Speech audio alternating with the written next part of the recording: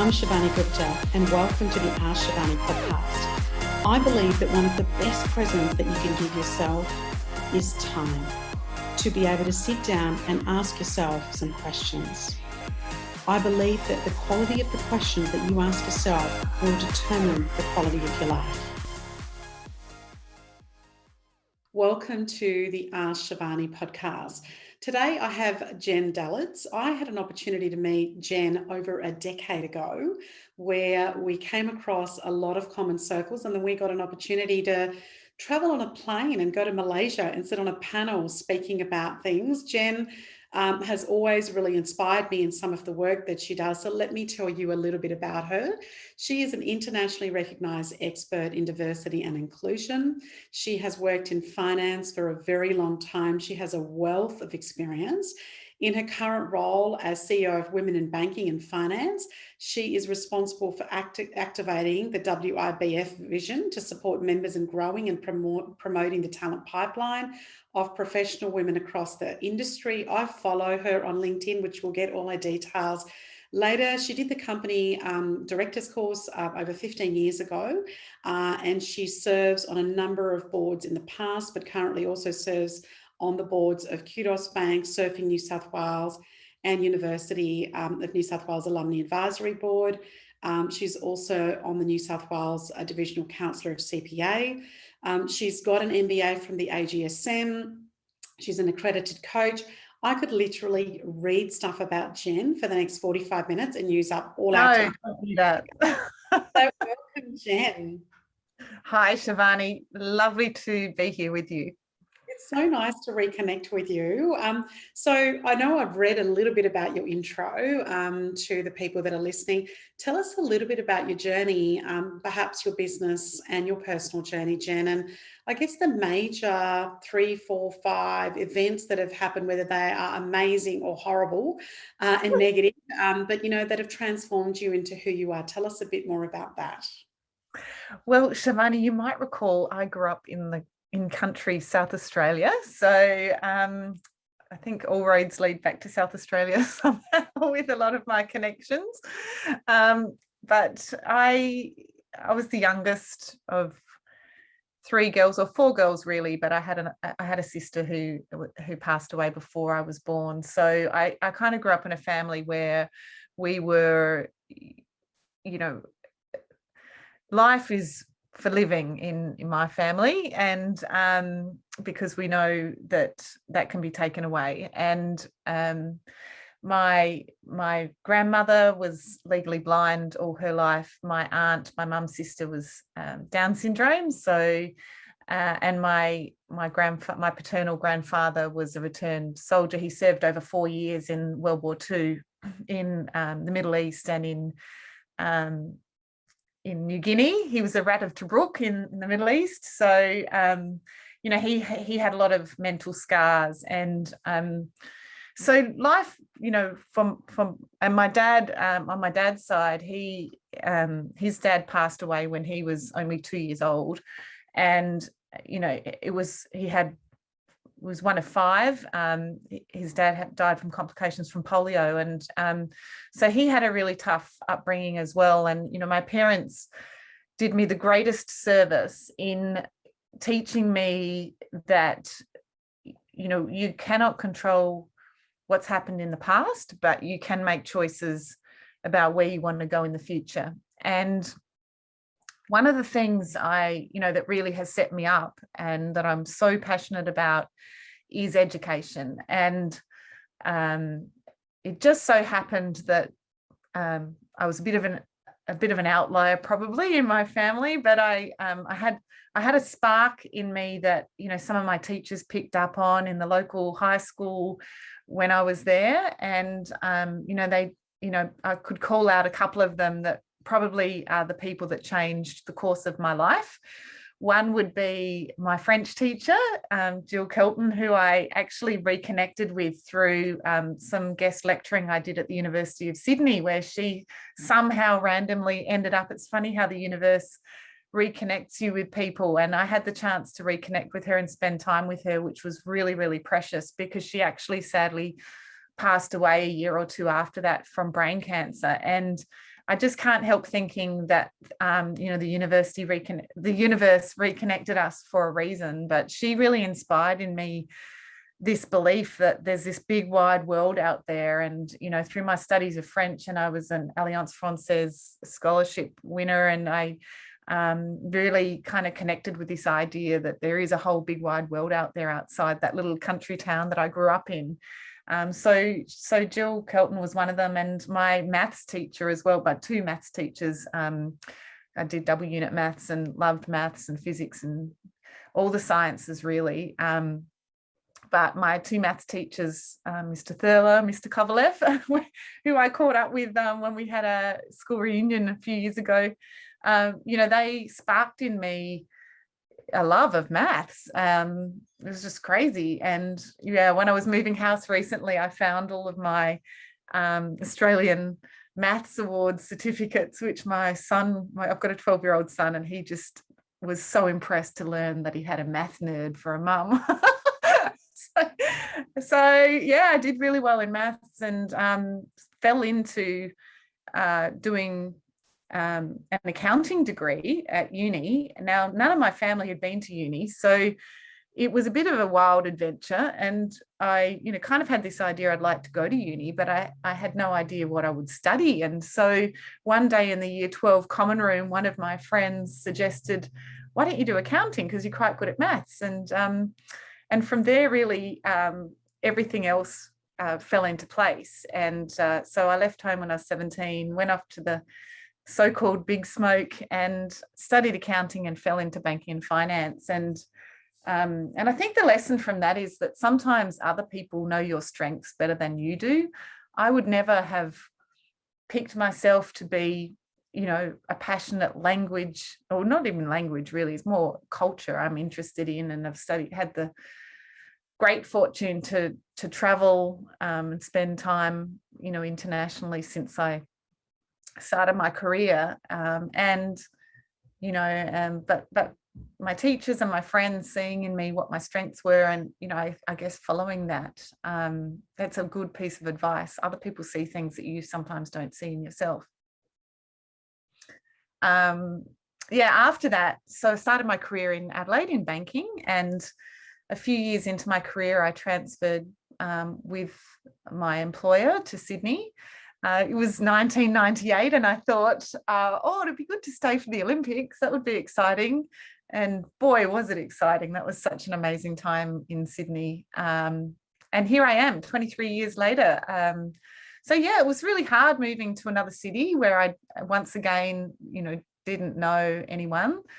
But I figured, well, I did it for uni, maybe I can do it again. And a friend of a friend that, you know, in the bank where I worked knew someone in Sydney. And that's how I ended up finding my first share apartment back in the day before social media. And you know, after I'd found somewhere to live, that was the first priority. But then after that, it was like, I need to make some friends. So yeah, before the day of social media, we would just turn up at places. And I turned up at a bar in the eastern suburbs of Sydney, a pub actually, on a Sunday afternoon. And my objective was to make some friends. And I did that, and I've stayed in contact. And I would turn up every Sunday afternoon to the same pub in Paddington in Sydney. And I did make friends, and they're some of them are still my closest friends today, 23 years later. So I guess the lesson there as well is that you have to make an effort to make connections. Yeah, how amazing. And in that time, and also before we started speaking, Jen, you know, life throws a bunch of things at you, and some of those challenges that come your way.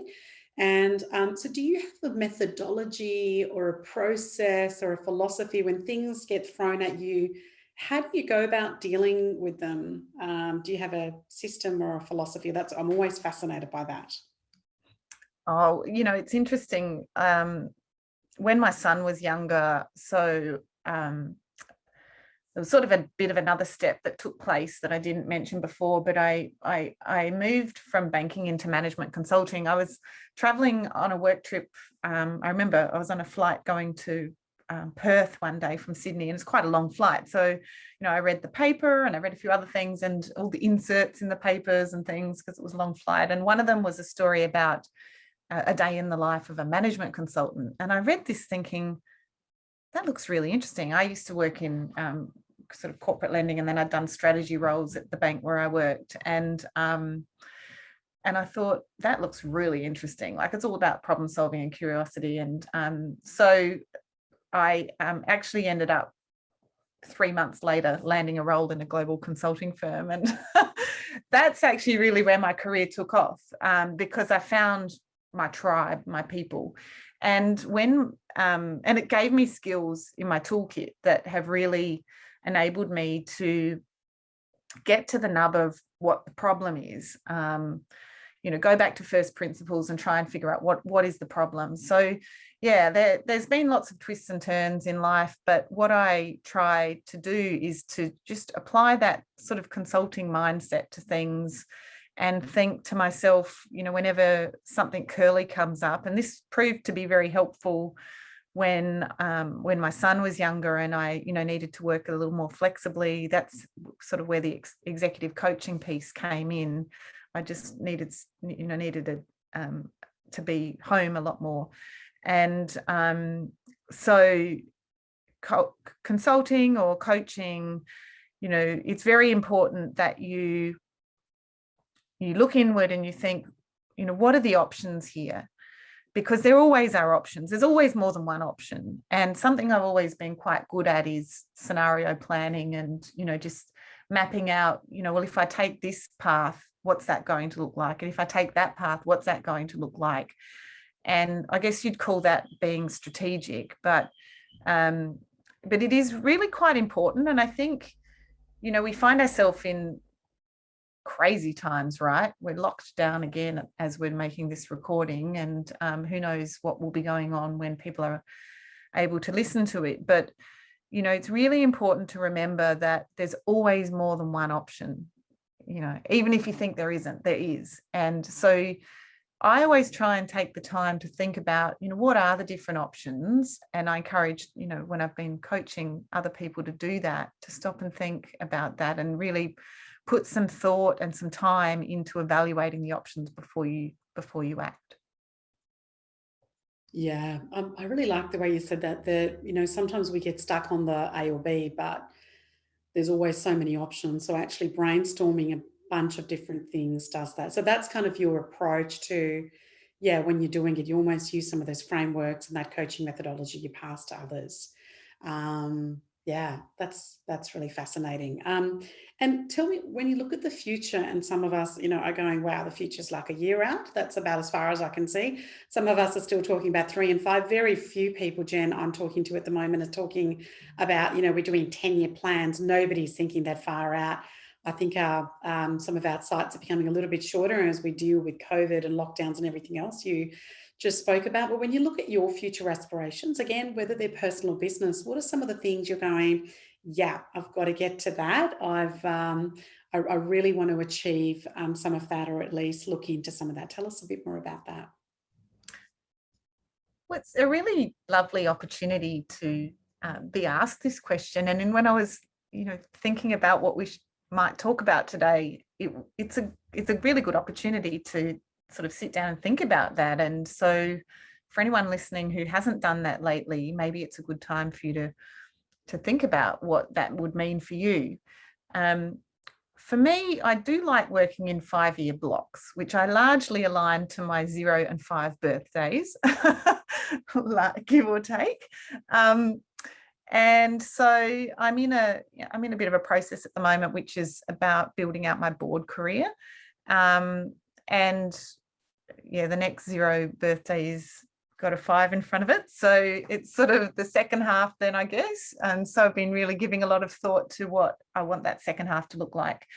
So you mentioned earlier that I did the company directors course some 15 years ago now. And there were, I guess at that time I was already writing papers for the board meetings in some of the companies I was working for, and seeing how boards work, and realized with my strategy skill set, I could probably add value to boards.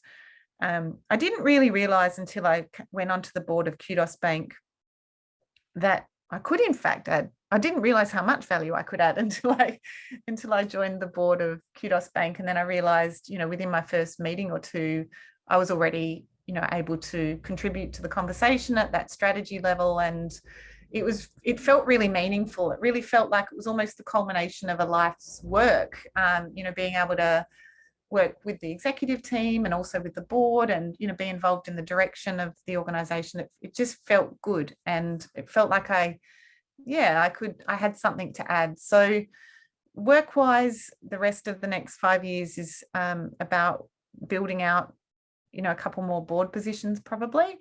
And then on a personal level, my passion outside of work is equestrian. And so I've in the last few years, I've bred and trained horses and really learned how to train horses to a professional level. And I've begun competing in eventing. So I actually only came to competitive horse riding in my 40s. And it's been a really steep learning curve, but I really love it because it's got this really interesting combination of needing by necessity, it has to be disciplined because, you are, if you think about the cross country, which I love the most, it's, you're galloping around a cross country track on a 600 kilogram animal at, quite rapid speed over solid jumps and objects. And so you have to do a lot of work on yourself in order to be able to do that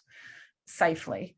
And you also have to have complete trust in your horse, in your partner. And there's a saying in equestrian sports, two hearts, which means, you're only as good as each other. And you have to be disciplined and you have to train. So I train on and off the horse 5 days a week. I train on the horse 4 or 5 days a week, and I have a personal trainer I work with on the other day or two, depending. In COVID, I'm only doing one, but usually 2 days now. And funnily enough, the personal training is something I only added in the last year and last 6 months, actually. I wish I'd started that earlier. In other words, I wish I'd started working on myself more and the horse less. But it's an amazing hobby to have, and brings me a lot of joy and satisfaction and challenge and peace. And my big goal there is to get to a 1-star level eventer, which is a couple of levels up from where I am now. Going to take a bit more work. Sounds gorgeous. I love following some of your posts and the photos that you have of you. When I can see bits of your face, you always do. There is so much joy there whenever you're talking about farms and horses. What about, let's just switch gears for a second, Jen, and talk about leadership philosophies. I know that you've done a lot of education, and knowing what I know of you, will continue to do that. I know you write a lot for other places and you're very well known in your industry. So do you have leadership philosophies that you love or try and live by? It might be quotes, it might be books, it might be a philosophy that really resonates with who you are. Tell me about that. If I had to pick one, and look, it is hard because I'm a lifelong learner, and that's why I love being involved with the University of New South Wales Business School Alumni Advisory Board. I just love that part of my my work mix. And giving back, I guess, to the uni that's given me so much. But if I had to pick one, I'd pick Jim Collins. And I just love Jim Collins's work because, number one, I think there's something there for everyone. Whether you are in business or education or just someone individually wanting to understand, what success means and what successful leaders look like. You can't go past Good to Great and Built to Last by Jim Collins. And I was lucky to spend a couple of days with Jim when he was out in Australia a few years ago. I was emceeing the workshops that he did in Sydney and Melbourne. And so I got to spend quite a lot of time with him. And my friend Karen Beattie at the Growth Faculty, who brought Jim out to Australia, continues to work with him. And he is an amazing leader. And the thing that really resonates with his approach to leadership is this one sentence where it just summed it all up for me, when he said, leadership exists when other people choose to follow, even when they have the choice not to follow. So everyone has the choice whether they want to follow you or not when you are leading. And if you're a leader and you think otherwise, then firstly of all, your hubris will catch up with you, and secondly of all, you're deluded, because it's, of course, we're all humans and we have a choice. Like I said earlier, there's always options. So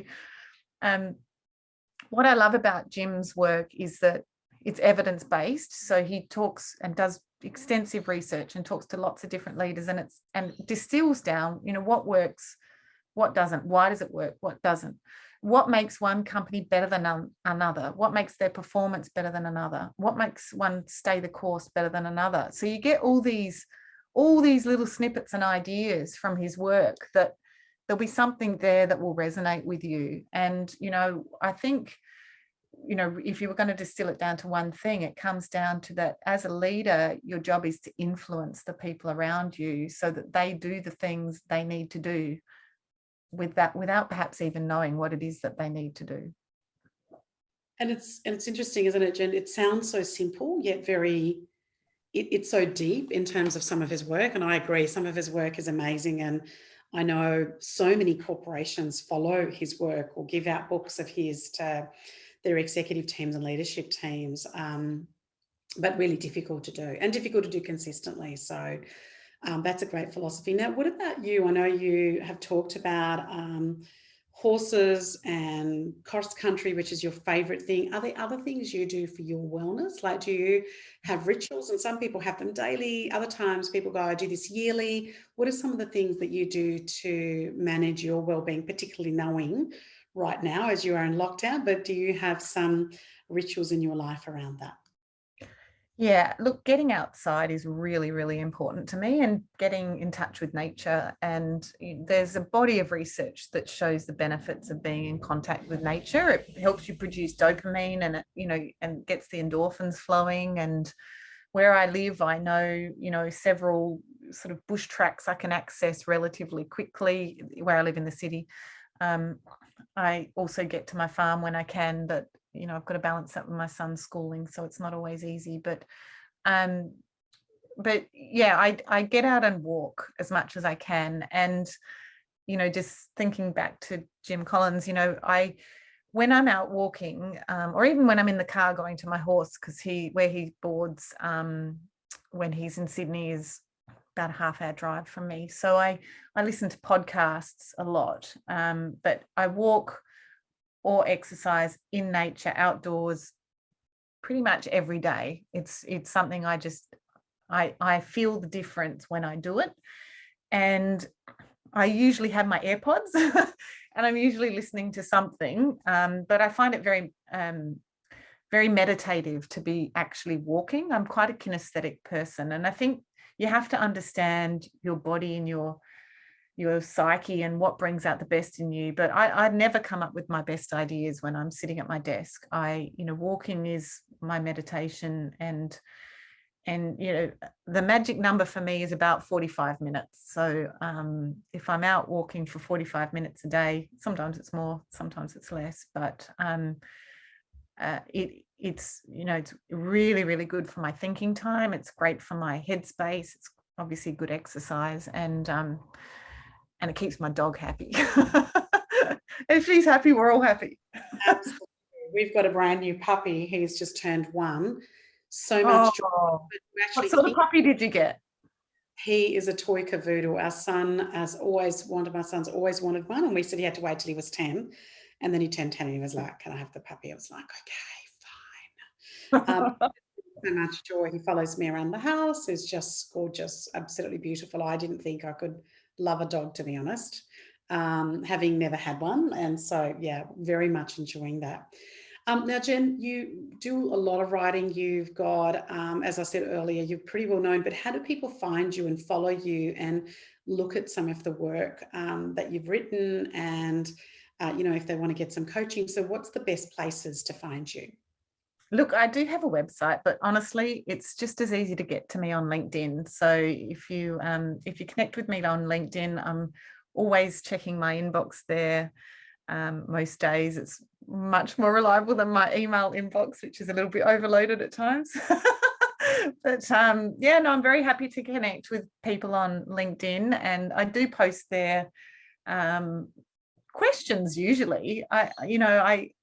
When I'm thinking about things that just really puzzle me, I like to have a conversation with my friends on LinkedIn. So yeah, you will see me writing there a bit, and then I do also write for some of the publications as well. But LinkedIn is usually the best place to find me. I just find it's sort of my tribe a bit more than most of the other social media platforms, which I'm on as well. But some of them are more social than LinkedIn, which is a bit more business oriented. Though it's interesting, it's we talk about whole of self, and I think it was about a year ago I decided I would talk about my horse riding and things like that on my LinkedIn post or my LinkedIn site. And I think I'd achieved a big goal. It was when I'd managed to get to the 80 level in eventing, which is sort of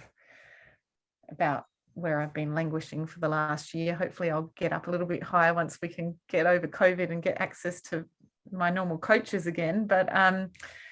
But yeah, I decided to share, some of those aspirations and wins, successes, and it's been great because I've I've actually connected with other people who share similar passions. And it is interesting, isn't it? We think about ourselves as business people, but we're just people. Yeah, absolutely. And I think it's about how much, when people start posting that much detail, where I know where they're having every meal, I tend to switch off.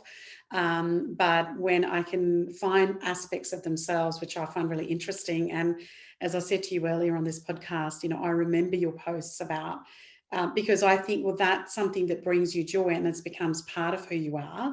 And it's also an area that you spoke about as your passion. And so I get to know you as the business person more through something that's really, something that's deeply interesting to you. I don't post a lot about my kids, but I'll post certain things that are of interest to me. And every online coach I've ever worked with always says, you must let them into your life, Shivani, a little bit, maybe not all of it. So I'm trying to do that better, but I get it, Jen, because a part of me just goes, I don't want any of that. I just want to do the business side of it. Jen, it's always such a delight to speak to you. Thank you so much for being on today. I know that our conversations, I need a longer conversation over a couple of nice coffees or a glass of wine with you, but really appreciated the time that you made today. Thank you for being on here. Not at all, anytime. And thank you for everything you do. You're always giving of your time to people around you, and it's it is noticed. So thank you.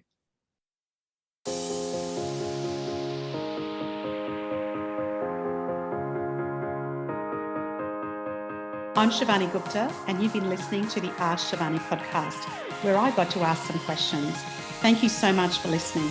Please follow AskShivani on Facebook, Instagram, and LinkedIn. And if you haven't done so, please go to the Apple podcast and subscribe, rate, and review this podcast. It would mean a lot. Thank you.